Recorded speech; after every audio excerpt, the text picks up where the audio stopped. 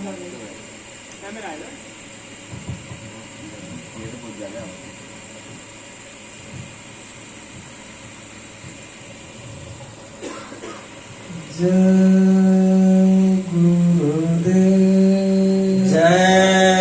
गुरुदेव। जय गुरुदेव। नाम किसका? प्रभु का। प्रभु का पावन नाम। जय गुरुदेव। बाबा जी का कहना है शाकाहारी रहना है, शाकाहारी हो जाओगे, बीमारियों से बच जाओगे। क्या खाने से हुए खराब, अंडा मछली मांसरा, क्या खाने से होगी भलाई, साग सब्जी दूध मलाई, हाथ जोड़ कर बिना हमारे हो जाए सब शाकाहारी। बाबा जी की अर्जी है, आगे आपकी मर्जी है। जय गुरुदेव। जय गुरुदेव। शब्द स्वरूप में सर्वत्र विराजमान परम संत बाबा जय गुरुदेव जी महाराज, परम संत बाबा जय गुरुदेव जी महाराज के उत्तराधिकारी श्रद्धेय महाराज के चरणों में कोटि कोटि नमन प्रणाम करते हुए यहाँ उपस्थित सभी सत्संगी धर्म प्रेमी भाई बहनों को सादर जय जय। प्रेमी भाई बहनों, बड़ा सौभाग्य है कि ऐसे मलिन समय में, ऐसे कलिकाल के समय में हम आप अपनी जीवात्मा के कल्याण के लिए हम आप कम से कम उस मालिक का चर्चा कर रहे हैं इकट्ठा हो करके। नहीं तो बाकी संसार के लोग बस संसार की बातों में, संसार को बनाने में, बिगाड़ने में 24 घंटा उसी में लगे हुए, क्योंकि ये संसार ना ही आज तक किसी ने बना पाया, ना ही कोई बना पाएगा, क्योंकि ये संसार दूसरों का है। हमें आपको केवल भाड़े पर मिला हुआ है, लेकिन हम आप भूल जाते हैं कि हमें भाड़े पर मिला है, उसे अपना समझ बैठते हैं और उसको हम जब बनाना बिगाड़ना शुरू कर देते हैं तो उसका अंजाम उल्टा हो जाता है। बड़ा सौभाग्य है कि हमें आपको ऐसे अवसर प्राप्त हुआ कि मालिक का चर्चा अपने जीवात्मा के कल्याण के लिए जो आज हम आप लोग इकट्ठा हुए हैं, ये बहुत बड़ी दया है, बहुत बड़ा सौभाग्य। प्रेमी भाई बिना सत्संग के यदि हम आप सोच ले, सत्संगी प्रेमी जन जो भगवान का भजन भक्ति करने वाले प्रेमी जन हैं, वो ये सोच ले कि बिना सत्संग के हम उस भजन भक्ति में सफल हो जाएंगे, हम भक्ति भाव कर लेंगे, तो प्रेमी भाई बहनों ये कभी संभव होने वाला नहीं, क्योंकि परमार्थ की पढ़ाई सत्संग ही है। जितना सत्संग जिसको अच्छा लगेगा उतना ही उसे परमार्थ में उसको लगाव होगा। जिसको सत्संग कम अच्छा लगता है उसको परमार्थ में कम लगाव रहता है, क्योंकि पढ़ाई के अनुसार ही बच्चा उसके अंदर ज्ञान ज्यादा कम होता है। अब बच्चा पढ़ने ही नहीं जाएगा, पढ़ेगा ही नहीं, तो कैसे काम लाएगा। ठीक उसी प्रकार से परमार्थ की पढ़ाई सत्संग है। जब हम आप सत्संग को सुनेंगे, उस पे अमल और विचार करेंगे, तो प्रेमी भाई बहनों, ना जाने कौन सी सत्संग की बात हमारे आपके अंदर बुराई को हटा दे, अच्छाई को ला दे। हम आप सत्संग को इसलिए सुनते हैं कि हमारे अंदर जो बुराइयां है वो निकल जाए, जो अच्छाइयां हैं हमारे अंदर चले जाए। सत्संग इसीलिए हम आप सुनते हैं। जब ये हमारे आपके अंदर बुराइयां निकलना शुरू हो जाएगी, अच्छाइयां आना शुरू हो जाएगा, तो प्रेमी भाई बहन हमारे आपके अंदर स्वयं उस मालिक के प्रति प्रेम और प्यार पैदा होना शुरू हो जाएगा। प्रेम ही प्यार की जरूरत है। जब तक अपने गुरु अपने मालिक से हमारे आपके अंदर प्रेम और प्यार नहीं पैदा होगा, तब तक हम आप ना ही गुरु के काबिल रहेंगे, ना गुरु के लायक रहेंगे, ना ही उस भगवान के लायक रहेंगे। इसीलिए अपने अंदर प्रेम और प्यार पैदा करने की जरूरत है प्रेमी भाई बहनों। लेकिन महात्मा कहते हैं ये कैसे उत्पन्न होगा प्रेम और प्यार? महात्मा कहते हैं जब तक हमारे आपके अंदर दीनता नहीं आएगी, यानी छोटा बनने के हम आप कोशिश नहीं करेंगे, तब तक हमारे आपके अंदर वो प्रेम और प्यार पैदा नहीं होगा। क्योंकि दीनता में ही वही प्रेम और प्यार छुपा रहता है। जिसके अंदर दीनता आ जाती है उसके अंदर अपने गुरु अपने मालिक के प्रति प्रेम और प्यार पैदा हो जाता है। प्रेमी भाई बहनों, दीनता से ही सब कुछ पाया जाएगा। जो जो लोगों ने पाया वो दीनता से ही पाया, छोटा ही बन करके पाया। अरे इस संसार में यदि सबसे हिल मिल करके नहीं रहेंगे, हिल मिल करके तब रह पाएंगे जब हम आप छोटा बनने की कोशिश करेंगे। यदि हमारे आप के अंदर अभिमान अहंकार रहेगा, बड़प्पन रहेगा, तो हम आप ना गांव में रह पाएंगे ना ही शहर में रह पाएंगे, यानी हम आप इस संसार के भी लायक नहीं रह पाएंगे। दीनता हर जगह जरूरत है, चाहे इस संसार की बात हो चाहे परमार्थ की बात हो। महात्मा कहते हैं कि दीनहीन जानो अपने को, निपट नीच मानो अपने को, यह है अहंकार करो का किससे, मौत धार दम दम पर बरसे। अरे माया तजे तो क्या हुआ, मान तजा ना जाए, मान तले मुनिवर गले, मान सबन को खाए। प्रेमी भाई बहन, बड़े बड़े ऋषि मुनि तपस्वी मान अभिमान में 10-10 हजार वर्ष की तपस्या खत्म कर दी। इसीलिए ये मान और अभिमान हमारे आप के अंदर इतना बारीक से छुपा रहता है, बुराइयां को छोड़ दीजिए वो भक्ति में भी प्रवेश कर जाता है।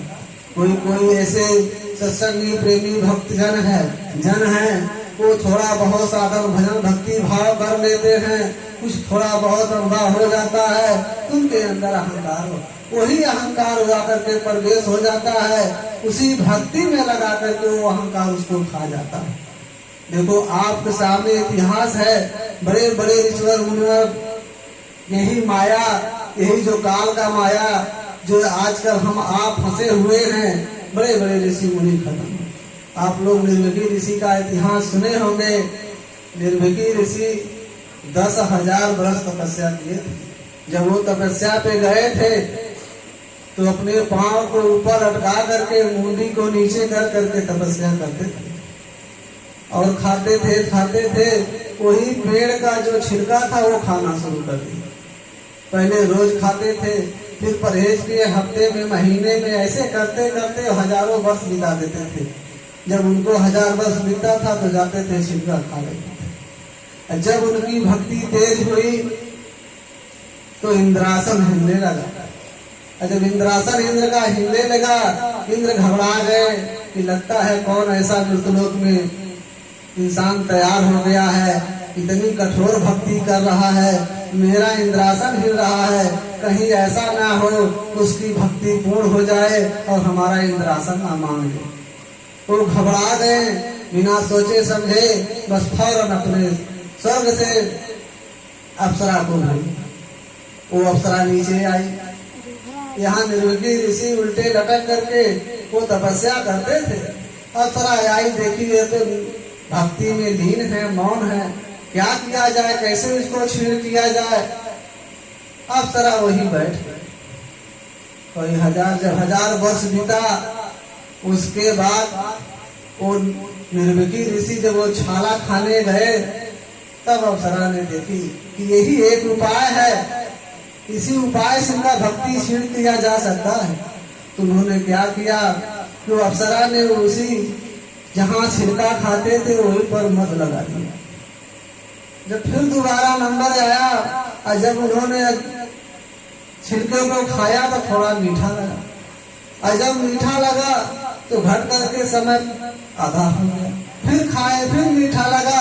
जैसे जैसे इन्होंने तपस्या का समय बढ़ाया था वैसे वैसे तपस्या का समय उनका बढ़ता चला, यानी उनके खाने का इधर अंदर स्वाद पैदा होना शुरू हो गया। एक समय ऐसा आया कि रोज खाना शुरू कर दिए। उन्होंने सोचा कौन सा ऐसा इसमें मीठा लगा हुआ है, थोड़ा आंख खोल करके देखे।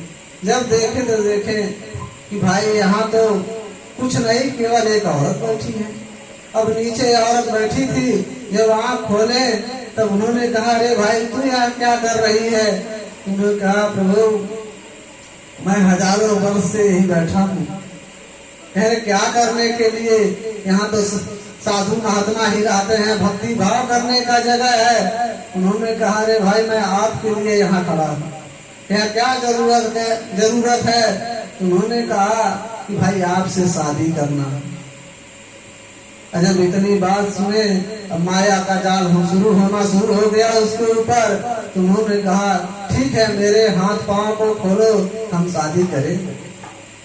जब हाथ पांव खोली और उसने शादी कर लिया, और शादी कर लिया, कुछ समय बीता तो बच्चे हो गए।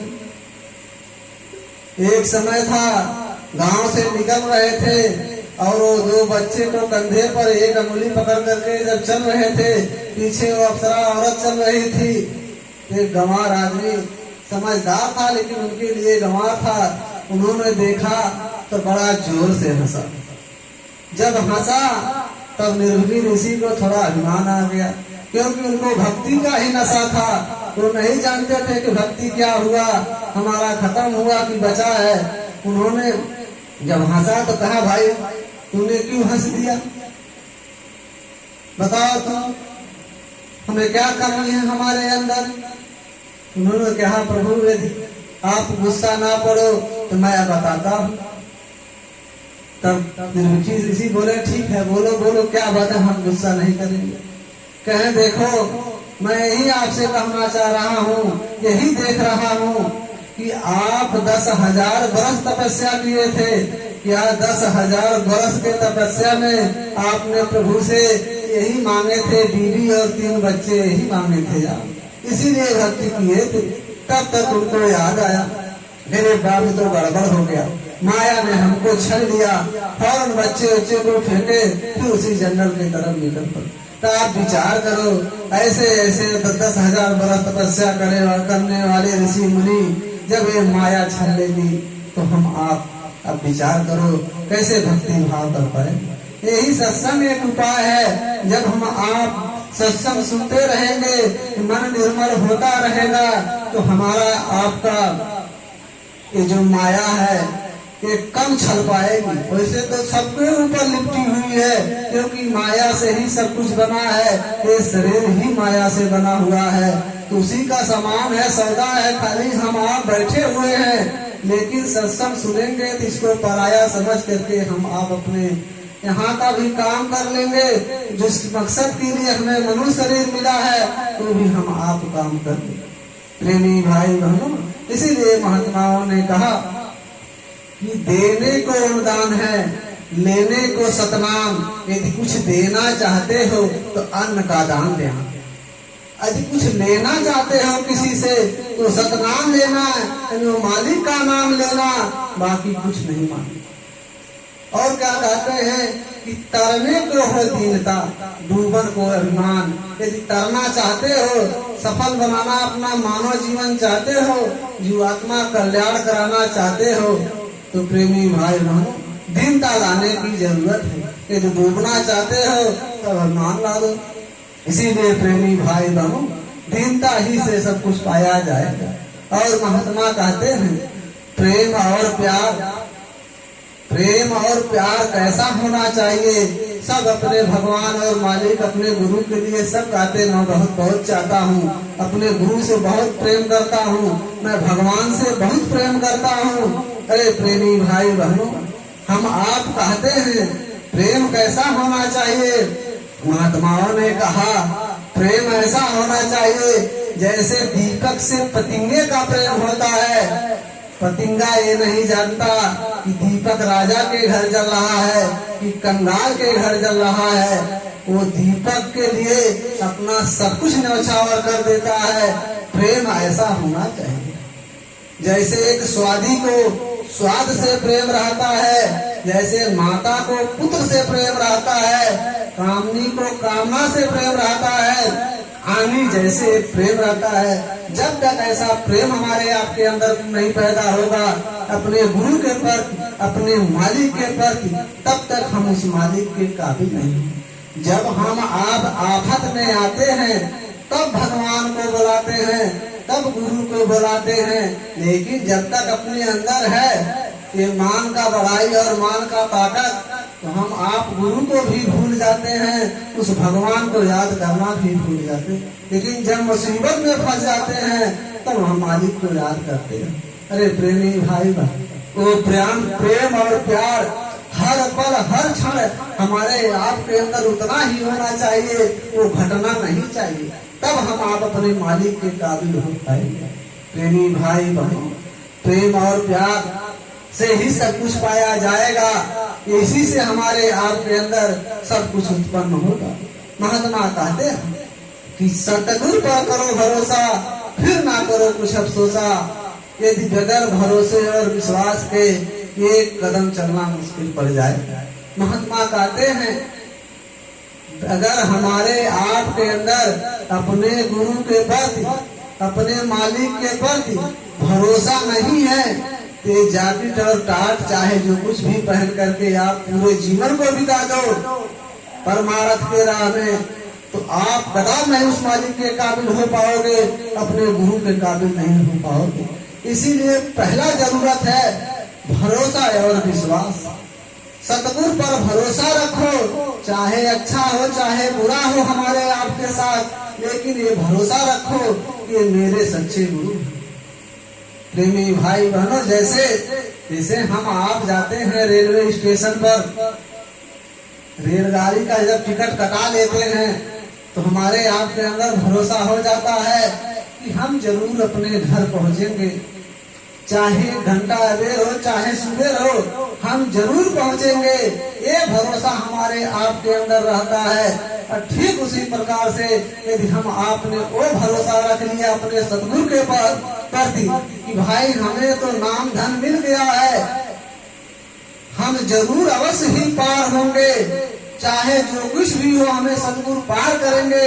यदि ये भरोसा रख करके यदि हमने अपने जीवन को इस संसार में परमार्थ में लगाए रहेंगे तो अवश्य एक ना एक दिन वो मालिक अपने लायक बना लेंगे। लेकिन भरोसा नहीं रहेगा हम कभी नहीं काबिल हो पाएंगे। इसीलिए सतगुरु पर भरोसा करो, भरोसा से ही सब कुछ होगा, बाकी कुछ होने वाला नहीं है। हम यही कहना चाहेंगे कि हमें आपको जो महात्माओं ने नाम धन दिया है, जो प्रेमी जन नहीं पाए वो भी वो नाम धन की तलाश कर ले, क्योंकि बगैर उसके का कोई कल्याण होने वाला नहीं है। लेकिन जो प्रेमी जन नाम धन पाए हैं, मालिक ने जो जड़ी दिया है उस पर मेहनत करो। अब हम सोच ले कि भाई ठीक है आज नागा कर दो, हमें बुढ़ापा आ गई है, क्या जरूरत है, श्वासों की पूंजी खत्म होने वाली, शरीर में ताकत नहीं है, हम सुमिरन ध्यान भजन नहीं करेंगे। अरे एक सत्संगी बाबा जय गुरुदेव जी महाराज से पूछा, वो भी बुढ़ापा एकदम अंतिम का समय था, तो उन्होंने पूछा प्रभु आप इतना बुढ़ापा आ गया, इतना जर्जर हो गए हैं, जब आपकी दृष्टि खुल गई है तो आपको क्या जरूरत है सुमिरन ध्यान भजन करने की, आपको कोई जरूरत नहीं है, मुझे बता दीजिए। तब बाबा जय गुरुदेव जी महाराज ने कहे कि देखो बच्चा, इस संसार में जब तक इस श्वासों की पूंजी इस शरीर में भरा हुआ है तब तक हमें आपको सुमिरन ध्यान भजन करना ही पड़ेगा, क्योंकि जिसके देश में हम आप बसे हुए हैं उस मालिक को याद करना पड़ेगा। नहीं करोगे तो नाराज हो जाएंगे, जब वो नाराज हो जाएंगे तो अपने समान में हेरा फेरी करने, उन्हीं का तो शरीर है, इसमें ही थोड़ा हेरा फेरी कर देंगे तो हम आप क्या कर सकते हैं।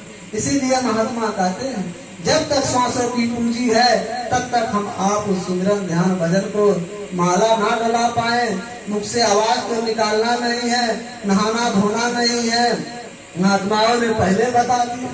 श्वासों में ही सब कुछ करना है, बड़ी आसान है।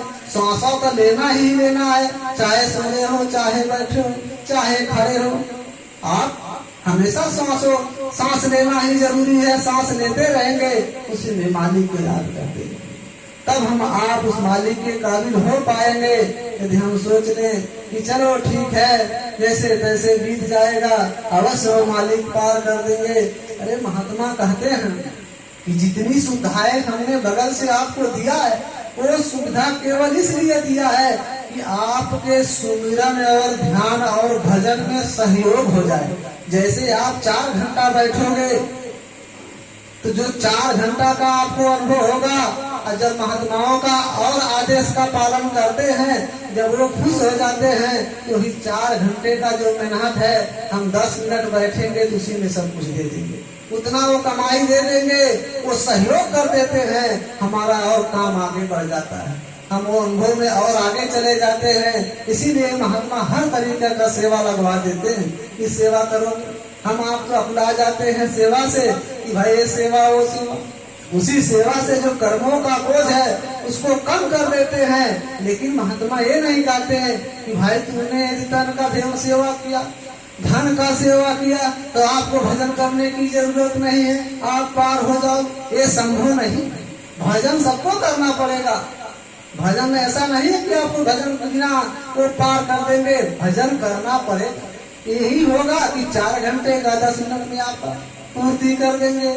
इसीलिए प्रेमी भाई बहन, जो भी सेवा का अवसर आए, वो सेवा निस्वार्थ भाव से, स्वार्थ नहीं होना चाहिए। ये स्वार्थ इस संसार का बनाया हुआ खेल है, निस्वार्थ और मालिक का है। जब निस्वार्थ भाव से सेवा करेंगे तो लेना देना नहीं रहेगा, और जिस दिन ये लेना देना इस संसार का पूरा होगा, उस दिन ये शरीर छोड़ करके अपने वतन अपने सचखंड हम आप पहुंच जाएंगे। यही लेना देना फंसाया है, नहीं तो आज ही हम आप चले जाते। प्रेमी भाई बहनों, यही कहना चाहेंगे कि हमें आपको जरूरत है। सुमिरन ध्यान भजन समय बड़ा खराब है, अभी देखो इतना ही खराब है, आगे चल करके इतना खराब हो जाएगा कि रास्ते चलना मुश्किल हो जाएगा, इतने असुरों का पैदा हो जाएगा, खान पान आहार व्यवहार बिगड़ जाएगा, गली गली में कोने कोने में घर घर के अगले बगले ऐसे इतना बहराम मच जाएगा कि सोच नहीं सकोगे। इसीलिए अभी समय है, जो भी हम आप सुमिरन ध्यान भजन करके तरक्की कर लेंगे, आगे के मुसीबत में हमें आपको फायदा मिल जाएगा।